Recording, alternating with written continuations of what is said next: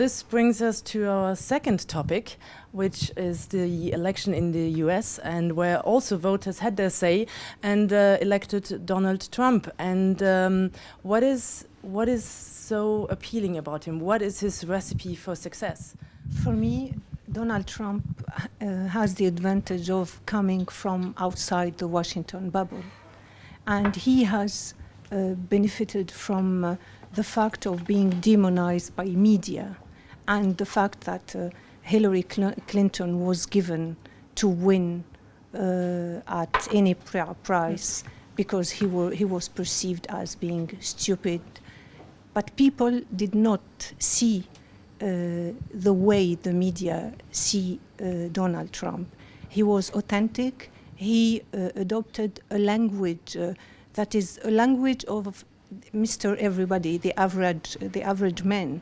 So he maybe seemed to be, to the average American, trustworthy, authentic, original, out of the mainstream political landscape, and maybe this what the people want. I think, a lot of Trump's success is down to, as you said, how he's manipulated or used, perhaps for want of a better word, the media. It reflects perhaps what we were saying, you said about the fake news, in as much as, he could use Twitter to reach 1 million people. He could put out whatever he wanted, whether it's true or not, worry about that later. So all these kinds of things talk to people in a different way. Perhaps a wave started on social media by Barack Obama, because he used it in a way which nobody had ever used it before.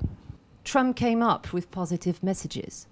We're going to make America great again. I'm going to give you your jobs back. What Berlusconi did. It's the same. That's why I say it's a movie already saw.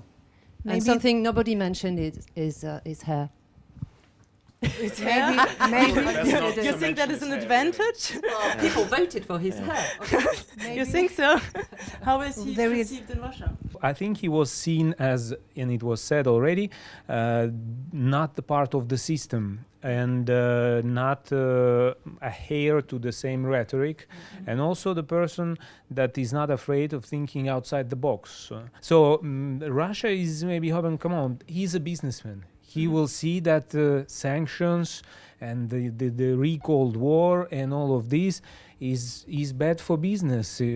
Let's look at it with a fresh perspective. Yes, okay, we can give you some leeway on that.